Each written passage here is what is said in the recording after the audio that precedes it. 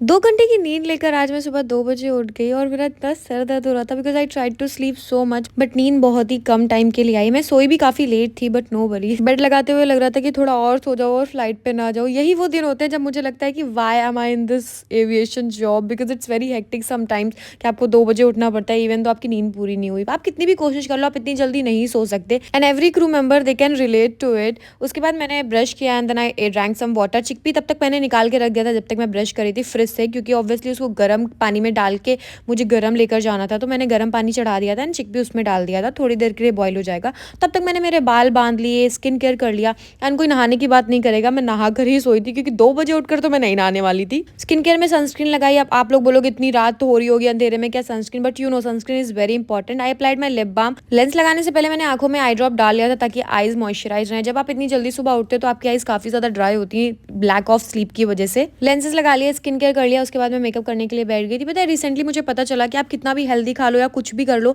But अगर आपकी sleep proper नहीं हो रही तो nothing will help your body और हीलिंग भी जल्दी नहीं होती है। मैंने फिर अपनी लिपस्टिक लगाई, लिपस्टिक में टैग कर दूंगी, इट्स रियली ब्यूटीफुल। बाल बांध लिया, मेकअप कर लिया, उसके बाद सारा सामान मुझे वापस पाउचेस में डालना था ताकि कोई भी सामान ना छूटे। और मैं बहुत अच्छे से सारी चीजें देख रही थी क्योंकि कोई भी सामान घर पे छूट जाता है ना फिर लेयर पे उसकी बहुत ज्यादा नीड होती है उसी दिन उसकी जरूरत पड़ जाती है। ऐसा तो होता ही है बहुत सारे केसेस में। पैक करने के बाद मैंने उसको भी बैग में लगा दिया, लास्ट चीजें थी कि बैग में रखना था। देन मेरा जो टिफिन में वो टोट बैग में रखूंगी, जो छोटा वाला बैग हमें मिलता है।